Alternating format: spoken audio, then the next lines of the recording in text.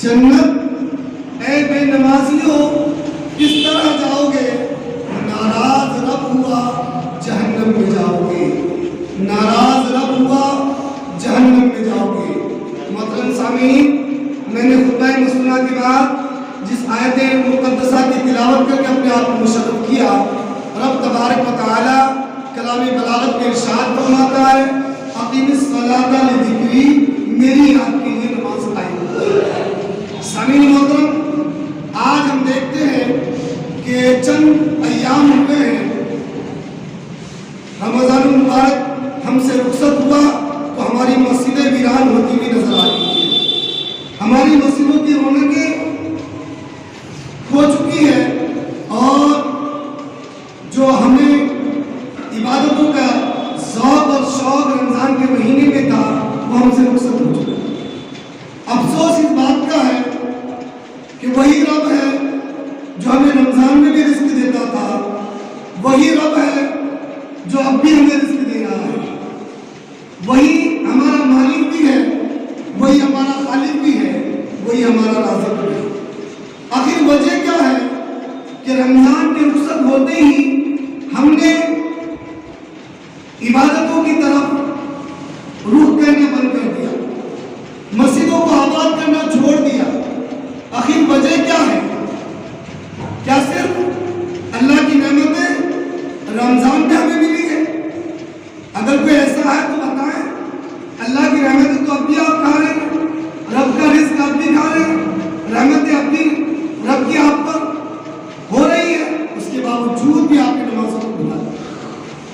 اور اللہ تبارک و تعالیٰ ارشاد فرماتا ہے نماز کے تعلق سے قرآن میں اللہ رب العزت نے 700 مقامات پر نماز پڑھی۔ اب ذرا غور کر سکتے ہیں کہ جب اللہ تبارک و تعالیٰ نے 700 مقامات پر نماز کا ذکر کیا تو نماز کی اہمیت کا عالم کیا ہوگا؟ نماز ایک افضل ترین عبادت ہے، نماز ایک عام ترین عبادت ہے، آج ہم اس سے غافل ہو چکے ہیں، اور غفلت کا یہ عالم ہے کہ صرف ہفتے کے دن، جمعے کے دن ہمیں یاد آتا ہے کہ آج نماز پڑھنی ہے، اس کے علاوہ جبکہ جیسے جمعے کی نماز آپ کے اوپر فرض ہے، اسی طریقے سے 5 وقتہ نماز بھی آپ پر فرض ہے، 5 جگہ بھی فرض ہے۔ افسوس کہ آپ جمعے کی نماز کے لیے اہتمام تو کرتے ہیں لیکن 5 وقتہ کی نماز کا خیال تک نہیں گزرتا۔ میرے دوستو، اذان کی آوازیں آتی تو ہے لیکن افسوس یہ ہے کہ انسان اذان سنتا ہے لیکن مسجد کی طرف رواں دوا نہیں ہوتا۔ میرے دوستو، ایسی نمازیں جو غفلت میں پڑھی جائے، یا ایسی نمازیں جو صرف دکھاوے کے لیے پڑھی جائے، یا ایسی نمازیں جو اللہ کی رضا کے لیے نہ پڑھی جائے تو وہ نمازیں اللہ کی بارگاہ میں مقبول ہی نہیں۔ اور رب کہتا ہے میری یاد کے لیے نماز پڑھو۔ اب میں تمام حضرات سے یہ پوچھنا چاہتا ہوں کہ آپ نے رمضان میں نمازیں پڑھی ہیں، وہ کس نیت سے پڑھی تھی؟ یا آپ نہ پڑھ رہے تو کیوں نہیں پڑھ رہے؟ اس کی وجہ تو ہوگی، ہر انسان کے پاس کچھ نہ کچھ وجہ تو ہوگی۔ نماز نہ پڑھنے کی وجوہات تو ہوں گے آپ کے پاس۔ کوئی کہے گا کہ کاروبار کی وجہ سے ٹائم نہیں ملتا، کوئی کہے گا کہ میری طبیعت سے نہیں ہے، ہر آدمی کوئی نہ کوئی وجہ بتا دے گا ضرور۔ اب ذرا غور کرو، وہ رمضان کا مبارک مہینہ جس میں آپ دن بھر بھوکے پیاسے رہتے تھے، نمازیں بھی پڑھتے تھے، سارا دن عبادتوں میں گزارتے تھے، اور عشاء کی نماز کے بعد مکمل تراویح کی نماز بھی ادا کرتے تھے۔ تقریباً عشاء کی نماز میں جب آپ پہنچتے تھے تو 1 گھنٹہ مسلسل مسجد میں عشاء کی نماز بھی پڑھی، تراویح کی نماز بھی ادا کی، اور 5 وقت نماز بھی ادا کرتے تھے۔ اس میں سحری و افطار کا بھی وقت گزارتے تھے آپ۔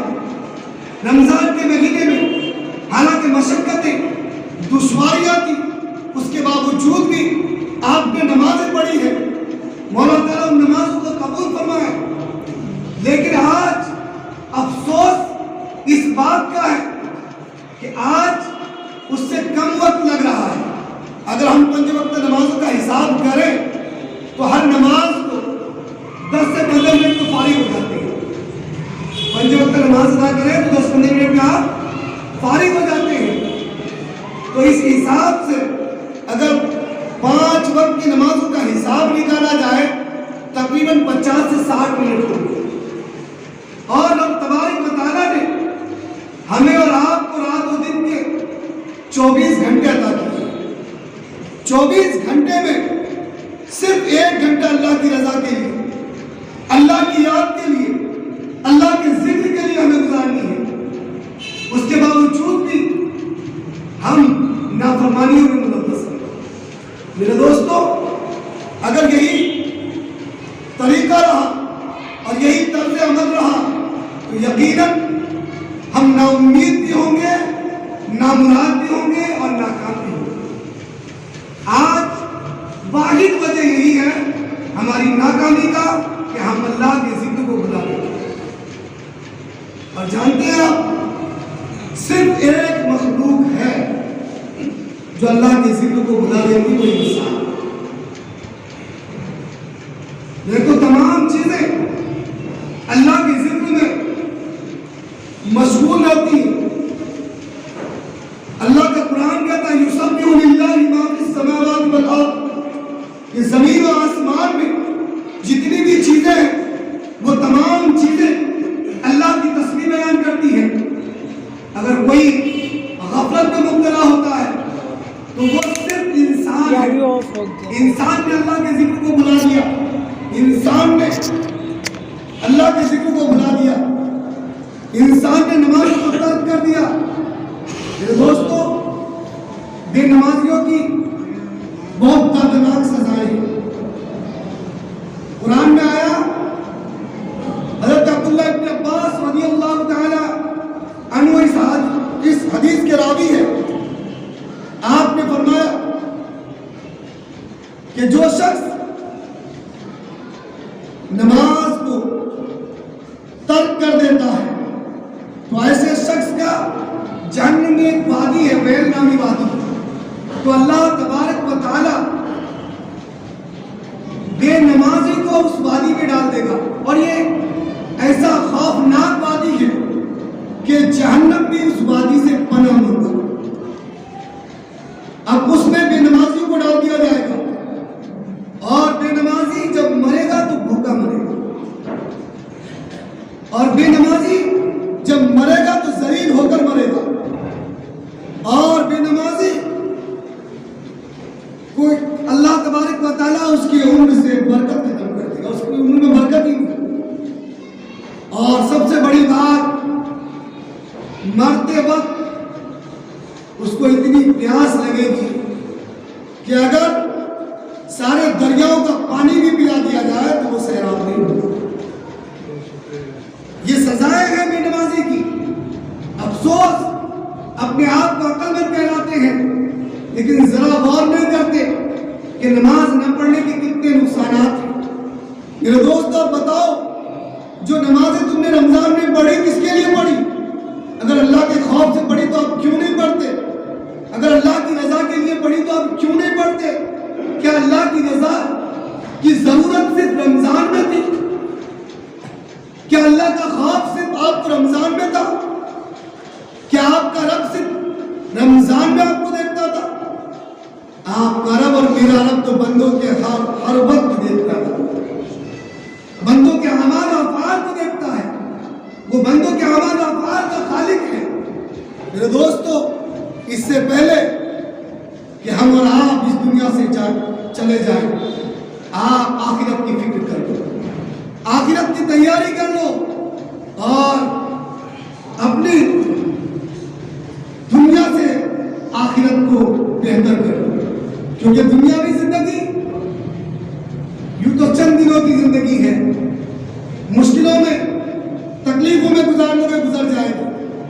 جہاں ہمیشہ رہنا ہے، جہاں کے لیے آیا ہے کہ اس کے بعد ہمیشہ کی زندگی مل جایا کرے گی، اس کی فکر کرو.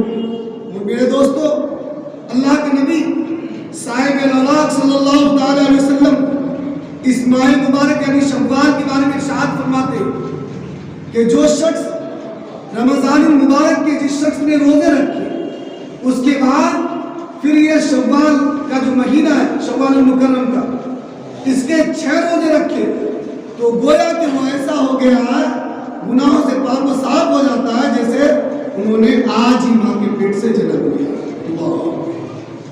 تو یہ نفلی روزے ہیں، یہ رمضان کے بعد کے 6 روزے ہوتے ہیں، یہ روزے رکھنے چاہیے۔ اور ایک روایتوں میں آتا ہے کہ ایسا جیسے اس نے عمر بھر روزہ رکھا۔ اللہ کے نبی فرماتے ہیں جس نے شوال کے 6 روزے رکھے گویا کہ وہ عمر بھر کا روزہ رکھا۔ اور ایک روایت میں آتا ہے کہ پورے سال کا روزہ رکھا۔ تو آپ رمضان کے بعد یہ 6 روزے رکھ لیا کریں۔ یہ جو شوال کا مہینہ چلا پورے 4 میں آپ کبھی نہیں رکھ سکتے، یا تو آپ مسلسل رکھ لیں یا پھر آپ ہفتے میں 2 کر کے رکھ لیں، ایسے بھی ہو جایا کرے گا۔ اور جو ہمارا نیکیوں کا ذوق اور شوق رمضان میں تھا وہ نیکیوں کا ذوق اور شوق اب بھی برقرار رکھے۔ میرے دوستو انہی کی نمازیں مقبول ہوئی ہے جو رمضان کے مہینے میں آپ کو نمازوں سے محبت تھی۔ اگر وہی محبت اب بھی برقرار ہے تو گویا کہ رب نے آپ کے رمضان کی عبادتوں کو قبول فرمایا۔ اگر وہ چیز نہیں ہے آپ کے پاس، رمضان میں تو بڑی نمازیں پڑھی، تسبیح و تحلیلات پڑھے، اب وہ مزہ نمازوں میں نہیں آتا، یا مسجد میں بیٹھنے کا من نہیں کرتا، دل گھبراتا ہے، دل اکتاتا ہے، دل اچاٹ ہو جاتا ہے، تو گویا کہ آپ کی نمازیں کہیں نہ کہیں آپ کی عبادات میں کمی رہ گئی۔ میرے دوستو اپنا محاسبہ کرو، اپنا تجزیہ کرو۔ رب کائنات نے جب روزوں کا حکم دیا تو اس کی وجہ یہ بتائی لعلکم تتقون، تاکہ تم متقی اور پرہیزگار ہو جاؤ۔ ایک مہینہ اللہ کی عبادت میں رہ کر روزے رکھ کر آپ کی ذات میں اگر تبدیلی نہیں آئی تو آپ کے روزے کسی لائق نہیں ہوئے۔ روزہ تو اس لیے رکھوایا گیا تھا کہ بندے کے اندر تقویٰ جیسی دولت آ جائے، بندے کے اندر پرہیزگاری آ جائے، ہاں، اور بندے کے اندر وہ صفات آ جائے جو مومن کی شان ہوا کرتی ہے۔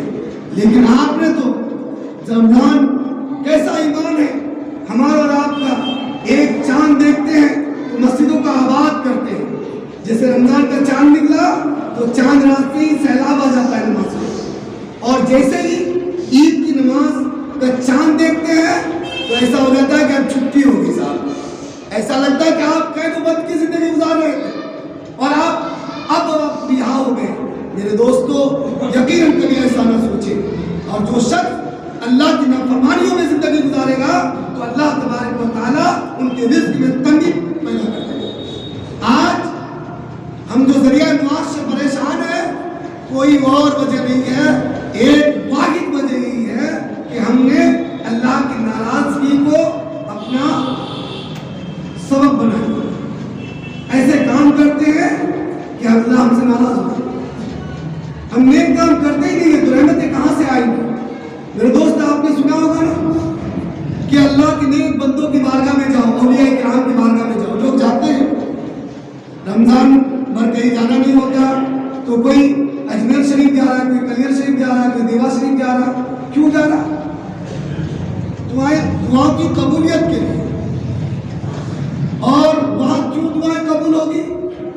علماء فرماتے ہیں کہ جہاں اللہ کے نیک بندے ہوتے ہیں ان کے مزار میں قرب میں جا کے کھڑے ہوتے ہیں، ان کے وسیلے سے دعا کرتے ہیں۔ جہاں اللہ کا نیک بندہ ہوتا ہے تو اللہ کی رحمتیں برستی ہیں، اور جہاں اللہ کی رحمتیں برستی ہے اس مقام پر کھڑا ہو کر جب بندہ دعا مانگتا ہے تو اللہ تبارک و تعالیٰ ان کی دعاؤں کو قبول فرماتا ہے۔ اب ذرا غور کریں، کام ہم اللہ کے غضب کے کر رہے ہیں، اللہ کی غضب کو دعوت دے رہے ہیں، اللہ کی نافرمانیاں کر رہے ہیں، تو رحمت تو برسے گی نہیں۔ جب رحمت نہیں برسے گی تو زندگی میں تو تکلیفیں ہوں گی، اور زندگی کے مسائل سے دو چار ہمیں ہونا پڑے گا۔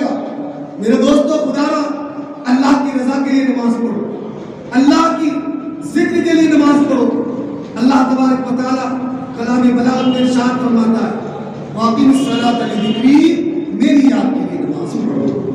اب جب تو تم نے نمازیں پڑھی تھی، کس لیے پڑھی تھی وہ آپ جانتے ہو، آپ کا رب جانتا ہے، لیکن آپ ہمارا آپ کا رب کہتا ہے کہ میری یاد کے لیے نماز پڑھو۔ اگر اللہ کو راضی کرنا چاہتے ہو تو اب بھی نمازوں کے پابند ہو جاؤ۔ اگر اللہ کی بارگاہ سے نعمتیں پانا چاہتے ہو تو اب بھی نمازوں کی طرف رجوع کر لو۔ فَفِرُّوا إِلَى اللَّهِ، اللہ کی طرف پڑھو، اللہ کے ذکر کی طرف پڑھو، تبھی تمہاری زندگی کامیاب ہوگی، تبھی تم کامیاب و کامران ہوگی۔ اور اگر تم نے ایسے ہی زندگی گزار دی تو بعد مرنے کے سوائے افسوس کا کچھ نہیں رہے۔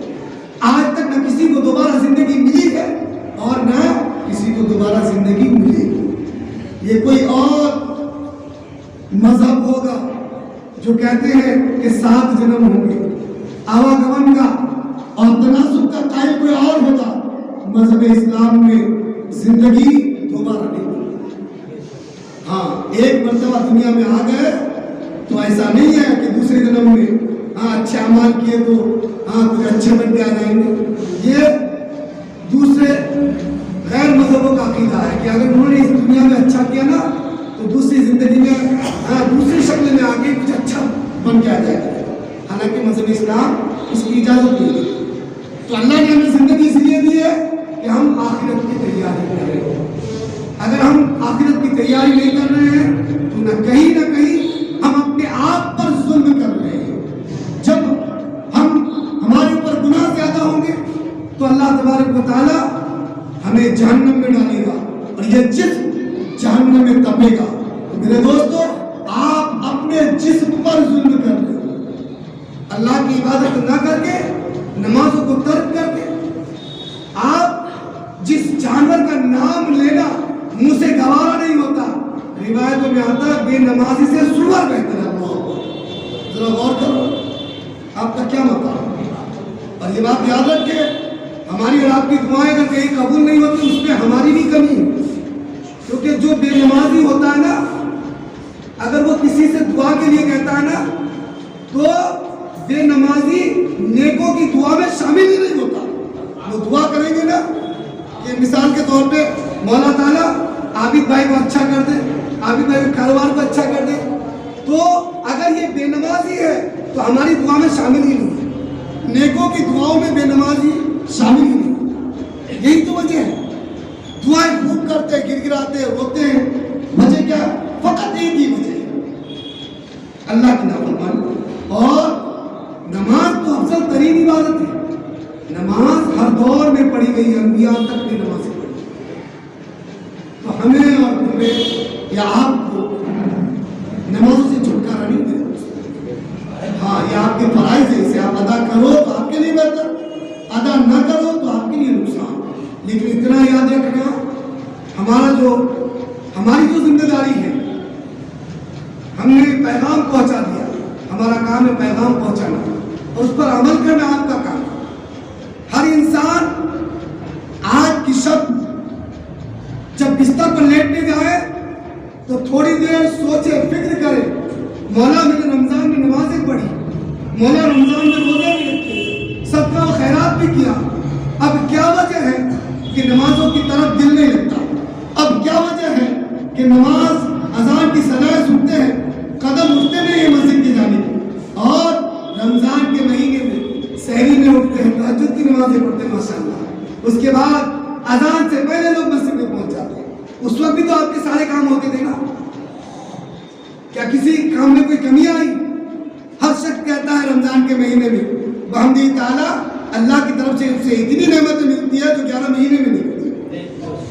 ہر شخص محسوس کرتا ہے، اور یہ بات یاد رکھے، ہر انسان اپنی آمدنی سے ڈبل خرچہ کرتا ہے رمضان کے مہینے میں۔ کہاں سے آتا اس کا رب جانے اور وہ بندہ جانے۔ وجہ کیا؟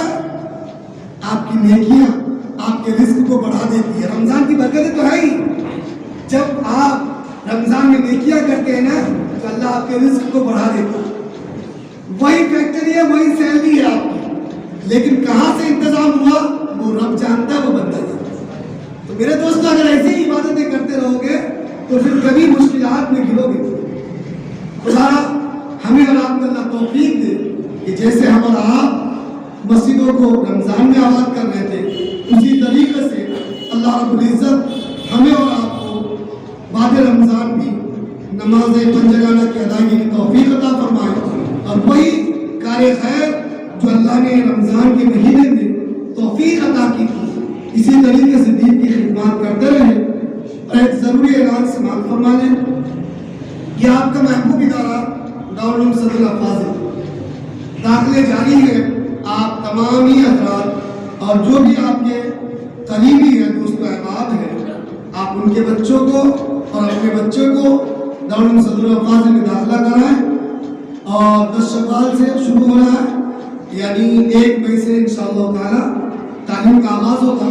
تو آپ کے بچے چاہے وہ حفظ میں ہو چاہے دینیات میں ہو، اور ہر والدین کی یہ ذمہ داری ہے کہ بچے کو اتنا تو پڑھا دے کہ آپ کے مرنے کے بعد آپ کے لیے ہاتھ اٹھا کر دعا مانگنے کا سلیقہ ہوگا۔ اگر یہ نہ سکھایا تو آپ نے کچھ نہ سکھایا، اگر قرآن نہ سیکھا تو آپ نے کوئی علم نہ سیکھا۔ قرآن اللہ کی مقدس کتاب، اللہ کی لارائب کتاب ہے۔ جس نے اس کتاب کو نہ پڑھا، میں تو سمجھتا ہوں کہ وہ جاہل کا جاہل ہے۔ سب کچھ پڑھ لیا، آپ نے قرآن نہ پڑھا تو آپ نے کچھ نہیں پڑھا۔ اللہ کے کلام کو نہ سیکھا تو آپ نے کچھ نہیں سیکھا۔ میرے دوستو، اس لیے آپ تمام حضرات اپنے بچوں کا داخلہ دارالعلوم صدر فاضل میں کرائیں۔ انشاءاللہ تعالیٰ یہاں دینی اور دنیاوی دونوں تعلیم سے آپ کے بچوں کا آراستہ کیا جاتا ہے۔ خدمت کے لیے ہم لوگ ہر وقت سرگرم ہیں۔ انشاءاللہ تعالیٰ آپ دارالعلوم صدر فاضل میں اپنے بچوں کا داخلہ کرائیں، اور رب کریم ہم سبوں پر اپنا خصوصی فضل فرمائے۔ اللہ تبارک و تعالیٰ ہم سبوں کے رمضان کے تمام عبادات کو مولا تعالیٰ اپنے نیک بندوں کے صدقے قبول فرمائے۔ آمین۔ وآخر دعوانا الحمدللہ رب العالمین۔ تمام